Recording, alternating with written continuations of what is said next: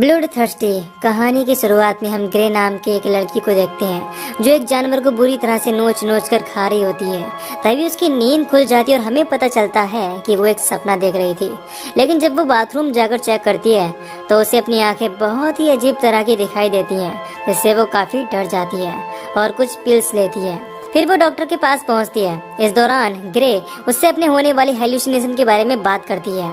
इस पर डॉक्टर उससे कहता है कि तुम्हें फिजिकली कोई बीमारी नहीं है, तुम पूरी तरह से ठीक हो।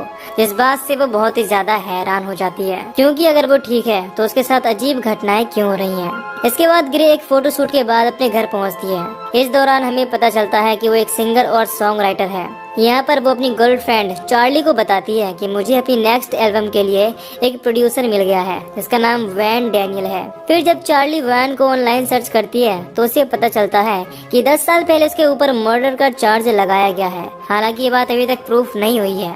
फिर भी चार्ली ग्रे को उसके साथ काम करने से मना करती है, लेकिन ग्रे उसे समझाती है कि हमें ऐसी ऑनलाइन अफवाह पर ध्यान नहीं देना चाहिए। इसके बाद वो लोग गाड़ी से वान के घर पहुँचते हैं। वहाँ पर उन्हें एक बूढ़ी औरत मिलती है जो कि वान की मेड होती है। फिर वो उन्हें अंदर ले जाती है।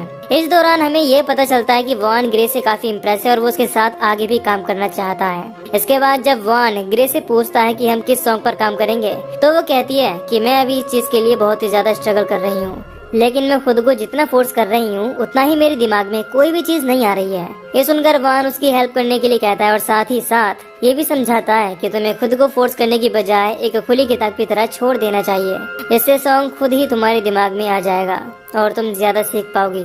फिर जब स्टूडियो में वो लोग गाना रिकॉर्ड करने की कोशिश करते हैं तो ऐसा नहीं कर पाते, इसीलिए वान उसे बाहर घुमाने ले जाता है और वहाँ पर कहता है कि तुम्हें इस रास्ते पर जब तक भागना है जब तक तुम्हारी सांसें पूरी तरह से उखड़ ना जाए। अब ग्रे ऐसा ही करती है, लेकिन जैसे ही वो रुकती है उसके पास वान पहुंच जाता है। इस बात से वो काफी हैरान होती है क्योंकि वो काफी दूर तक भाग कर आए थे और इतनी दूर इतनी जल्दी भागना किसी के लिए भी मुमकिन नहीं है। खैर, इसके बाद वो दोनों पूरा दिन सॉन्ग रिकॉर्ड करने की कोशिश करते हैं, लेकिन वो इस चीज में पूरी तरह से नाकाम रहते हैं। तभी वहाँ पर चार्ली पहुँच जाती है जो वान से कहती है कि ग्रे को थोड़ा सा रेस्ट चाहिए। हालांकि वो इस चीज के लिए मना करता है, लेकिन ग्रे भी चार्ली की बातों से सहमत होती है, इसीलिए वान उसे जाने के लिए कह देता है। फिर ग्रे के सोने के बाद चार्ली वान से बात करती है और कहती है कि तुम्हें इस तरह से ग्रे को फोर्स नहीं करना चाहिए, क्योंकि मैं उसे अच्छे से जानती हूँ कि उसकी लिमिट क्या है। लेकिन वो उसकी बातों को मानने से साफ इनकार कर देता है और कहता है कि मैं ग्रे को तुमसे ज्यादा अच्छी तरह से जानता हूँ और ये भी जानता हूँ कि उसकी लिमिट क्या है। इसके बाद हम ग्रे को देखते हैं जिसकी नींद खुलती है तो वो वान के रूम में पहुँचती है, जहाँ पर उसे वान की वाइफ की तस्वीर दिखाई देती है। फिर वान ग्रे को बताता है कि मेरी वाइफ अपना लास्ट एल्बम रिकॉर्ड नहीं कर पाई क्योंकि वो उससे पहले ही मर गई। फिर डिनर के दौरान वो बताता है कि जब एक दिन मैं घर आया तब मेरी वाइफ के हाथों में गन थी और मेरे कुछ कर पाने से पहले ही उसने खुद को शूट कर लिया और मैं उसे रोक भी नहीं पाया क्योंकि मैं उस समय पैरालाइज था। हालांकि लोग मुझे किलर समझते हैं, लेकिन मैंने उसे नहीं मारा। अगले सीन में हम देखते हैं कि चार्ली ग्रे को वान के घर से चलने के लिए कहती है, लेकिन ग्रे इस चीज के लिए साफ इनकार कर देती है और कहती है कि वो मेरी मदद कर रहा है। फिर अगले दिन स्टूडियो में ग्रे वान को अपना एक सॉन्ग सुनाती है जिस पर उसने बहुत पहले काम किया था। वो सॉन्ग उसे बहुत पसंद आता है, इसीलिए वो उससे उस गाने को कंप्लीट करने के लिए कहता है। साथ ही साथ ये भी बताता है कि तुम बहुत ही स्पेशल हो। फिर अगले दिन जब ग्रे वो गाना स्टूडियो में रिकॉर्ड कर रही होती है तो उसे महसूस होता है कि उसके नाखून बड़े हो रहे हैं। इससे वो बहुत ज्यादा घबरा जाती है और अपनी मेडिसिन लेने की कोशिश करती है, लेकिन तब तक वहाँ पर वान आ जाता है जो उसके हाथों से वो पिल्स ले लेता है और ग्रे से उन्हें लेने का रीजन पूछता है। हालांकि पहले तो ग्रे उसे बताने से मना करती है, लेकिन वान उसे खुद पर ट्रस्ट करने के लिए कहता है और समझाता है कि हमारे बीच कोई भी सीक्रेट नहीं होना चाहिए। अब वो बताती है कि मुझे हेलुसिनेशन होते हैं, जिससे मुझे लगता है कि मैं एक जानवर में बदल रही हूँ। यही वजह है कि मैं पिल्स लेती हूँ। अब वान उसे समझाता है कि तुम्हें ये दवाइयाँ लेने की कोई जरूरत नहीं है क्योंकि ये तुम्हारी बिल्कुल भी हेल्प नहीं करेंगी। अगले सीन में हम ग्रे को उसकी गर्लफ्रेंड चार्ली के साथ देखते हैं जो पेंटिंग बना रही होती है। इस दौरान चार्ली उससे पूछती है कि मुझे तुम्हारी दवाइयाँ डस्टबिन में मिली। इस पर ग्रे उसे बताती कि वान ने समझाया कि मुझे इन दवाइयों की कोई भी जरूरत नहीं है। इस बात से चार्ली काफी ज्यादा गुस्सा हो जाती है क्योंकि वान की वजह से ग्रे धीरे धीरे बदल रही थी। फिर जब चार्ली उसे डिनर के लिए पूछती है तो ग्रे उसे बताती है कि वान ने मुझे अकेले ही डिनर पर बुलाया है। फिर जब ग्रे वान के पास से डिनर के लिए पहुंचती है तो वहाँ पर वान उसे मीट खाने के लिए ऑफर करता है क्योंकि ग्रे ने आज तक कभी भी मीट नहीं खाया था। हालांकि पहले तो वो इस चीज के लिए मना करती है, लेकिन जब वो उसे टेस्ट करती है तो वो खुद को कंट्रोल नहीं कर पाती और मीट खाने लगती है। इसके बाद वान और ग्रे दोनों ड्रिंक करते हैं। इस दौरान वान उससे कहता है कि मैं बहुत खुश हूँ कि तुम यहाँ पर आई, क्योंकि हम दोनों मिलकर एक बहुत ही अच्छा एल्बम बना सकते हैं। तभी ग्रे ड्रिंक की वजह से अपना पूरा कंट्रोल खो देती है और वान को काट लेती है। फिर उसे होश आ जाता है और ये देखकर वो बहुत ही ज्यादा डर जाती है। इसके बाद जब वो वहाँ से जाने लगती है तो वान उससे कहता है कि अगर तुम यहाँ से जाना चाहती हो तो जा सकती हो, लेकिन ग्रे एल्बम के खत्म होने तक वहीं रुकने का डिसीजन लेती है।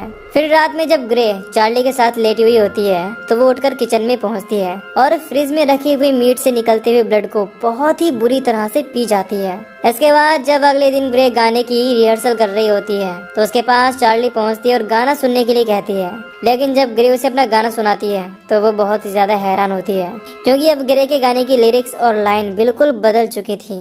इसके बाद हमें वान को दिखाया जाता है जिसके पास उसकी मेट पहुंचती है और उससे पूछती है कि क्या आपको खाने के लिए कुछ और भी चाहिए। इस पर वो इस चीज के लिए हाँ करता है।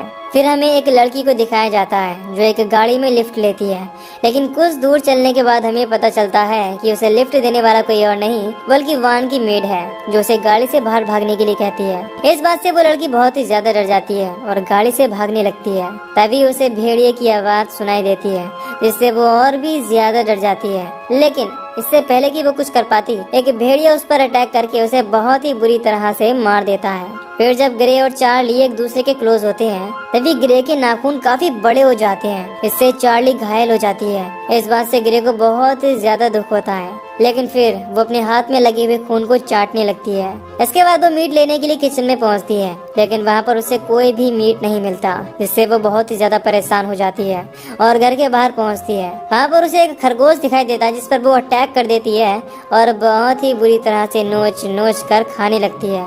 इस दौरान उसे इस बात का होश भी नहीं था कि वो क्या कर रही है। इसके बाद ग्रे घर पहुंचकर शावर लेती है। फिर अगली सुबह चार्ली ग्रे से बात करती है और कहती है कि तुम्हें कुछ हो रहा है और तुम धीरे धीरे बदल रही हो। फिर जब ग्रे सॉन्ग लिख रही होती है तभी उसके पास वान पहुंचता है और उसे उस गाने के लिरिक्स देता है जिसे उसकी वाइफ लिख रही थी, लेकिन कंप्लीट नहीं कर पाई थी। हालांकि पहले तो ग्रे इस चीज के लिए मना करती है, लेकिन वान उसे बाहर घुमाने के लिए ले जाता है और समझाता है कि तुम इस चीज से बहुत ज्यादा परेशान होती हो कि अगला इंसान तुम्हारे बारे में क्या सोचता है। तुम हमेशा लोगों के सामने अच्छा बनने की कोशिश करती हो, लेकिन अब तुम्हें ये चीज बंद करनी होगी। इसके बाद वान उसे एक चूहा देता है और कहता है कि लोग तुम्हारे साथ अपने डिनर की तरह खेलते रहते हैं, लेकिन जब वो तुमसे बोर हो जाएंगे तो तुम्हें खा जाएंगे, इसीलिए तुम्हें डिसाइड करना होगा कि कौन किसे खाएगा। इसके बाद वान ग्रे से उस चूहे को मारने के लिए कहता है, साथ ही साथ ये भी कहता है कि चार्ली चाहती है कि तुम पहले की तरह ही कमजोर रहो, इसीलिए वो तुम्हें घर चलने के लिए फोर्स कर रही है। यह सुनकर ग्रे बहुत ही ज्यादा गुस्सा हो जाती है और उस चूहे को मार डालती है। हालांकि इस दौरान जब वान उसे छूने की कोशिश करता है तो वो उस पर भी अटैक कर देती है। फिर वान के पास चार्ली पहुंचती है और उसे समझाने की कोशिश करती है कि तुम्हें ग्रे से दूर रहना चाहिए क्योंकि तुम्हें हमारे बारे में कुछ भी नहीं पता है। इस पर वान उससे कहता है कि तुम चाहती हो कि ग्रे हमेशा तुम्हारे आसपास रहकर तुम्हें स्पेशल फील कराती रहे, लेकिन अब ऐसा नहीं होगा क्योंकि वो तुम्हें छोड़ने वाली है। ये सुनकर चार्ली बहुत ही ज्यादा गुस्सा हो जाती है और ग्रे के पास पहुंचकर सामान पैक करने के लिए कहती है, लेकिन वो इस चीज के लिए मना कर देती है और कहती है कि वान मेरी हेल्प कर रहा है और अभी तक मैंने अपनी एल्बम भी खत्म नहीं की है। फिर जब चार्ली ग्रे को फोर्स करने की कोशिश करती है तो वो उस पर गुस्सा हो जाती है और उसे उठाकर दूर फेंक देती है, इससे चार्ली बेहोश हो जाती है। फिर जब उसे होश आता है तो वो बहुत ही ज्यादा डरी हुई होती है, इसीलिए ग्रे उसे समझाती है कि तुम्हें अब घर चले जाना चाहिए क्योंकि तुम यहाँ पर सेफ नहीं हो। इससे चार्ली वहाँ से चली जाती है। फिर ग्रे को वान की वाइफ की डायरी मिलती है, जैसे उसे पता चलता है कि वान ने ही अपनी वाइफ को मारा है। लेकिन जब वो वान से इस बारे में पूछती है तो वो बताता है कि जब मैं उसके पास पहुंचा तो उसके हाथों में गन थी, इससे मैं समझ गया कि वो मुझे मारने वाली है, इसीलिए मैंने खुद ही उसे उसी गन से शूट करके मार दिया। इसके बाद हमें पता चलता है कि वान की वाइफ ग्रेटा की एक बेटी भी थी, लेकिन वो नहीं चाहती थी कि वो भी वान की तरह बने, इसीलिए ग्रेटा ने उसे वान से दूर कर दिया। इसके बाद हमें पता चलता है कि वो बेटी कोई और नहीं बल्कि ग्रे ही थी, इसे टीवी देखकर वान ने पहचान लिया था। यही वजह थी कि उसने ग्रे को यहाँ पर बुलाया। इस बात से ग्रे बहुत ही ज्यादा दुखी होती है, लेकिन वान उसे समझाता है कि तुम अपनी डेस्टिनी से नहीं भाग सकती हो क्योंकि मैंने भी कोशिश की थी और मैं ऐसा नहीं कर पाया। इसके बाद वो दोनों मिलकर ग्रेटा का बचा हुआ सॉन्ग रिकॉर्ड करते हैं। इधर चार्ली ग्रे को अकेला छोड़कर नहीं जा पाती, इसीलिए वो उसे लेने के लिए वहाँ से वापस आने लगती है। इसके बाद हम ग्रे को देखते हैं जो गाना कंप्लीट होने के बाद वहाँ से जाने लगती है, इसीलिए वान अपनी मेट से उसे वापस लाने के लिए कहता है। फिर हम ग्रे को देखते हैं जिसे होश आता है और वो खुद को एक कमरे में बंद पाती है। तभी वहाँ पर वॉन आ जाता है जो उसे समझाने की कोशिश करता है कि मैं सिर्फ तुम्हारी मदद करना चाहता हूँ। तुम जितना अपनी इमोशंस को दबाओगी वो उतने ही खतरनाक होते जाएंगे, इसीलिए तुम्हें खुद को एक्सेप्ट करना पड़ेगा। फिर वॉन उसे वहीं पर अकेला छोड़कर चला जाता है। इसके बाद हम देखते हैं कि ग्रे धीरे धीरे एक वेयरवुल्फ में बदल जाती है और इस दौरान वो बहुत ही ज्यादा भयानक लग रही थी। फिर हमें चार्ली को दिखाया जाता है जिसकी गाड़ी के सामने अचानक से कोई आ जाता है। इस वजह से वो गाड़ी बर्फ में फंस जाती है। हालांकि वो उस गाड़ी को निकालने की बहुत कोशिश करती है लेकिन वो इस चीज में पूरी तरह से नाकाम रहती है। तभी उसे अपनी गाड़ी के ऊपर किसी के होने का एहसास होता है। इस बात से वो काफी डर जाती है।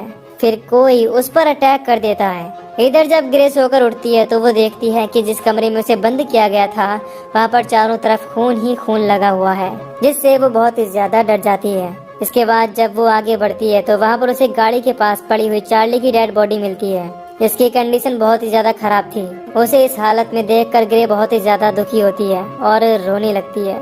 तभी वहाँ पर वॉन की मेड गन लेकर पहुँच जाती है। इसे देखकर ग्रे बहुत ही ज्यादा डर जाती है और गाड़ी लेकर वहाँ से निकलने की कोशिश करती है।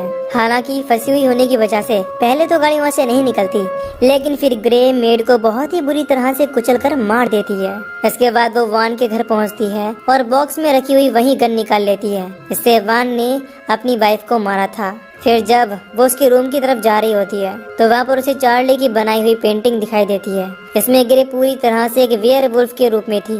ये देखकर वो समझ जाती है कि चार्ली को उसके बारे में सब कुछ पता था। फिर वो वान के पास पहुँचती है और उससे कहती है कि तुमने चार्ली को मार दिया, लेकिन वो इस चीज के लिए साफ इनकार करता है और कहता है कि मैंने उसे छुआ भी नहीं है। इससे पता चलता है कि चार्ली ग्रे को बचाने के लिए आ रही थी, इसीलिए मेड उसे पकड़कर ग्रे के पास ले आई और क्योंकि वो वेयरवुल्फ के रूप में थी इसीलिए उसने खुद ही चार्ली को मार दिया, क्योंकि वो अपने कंट्रोल में नहीं थी।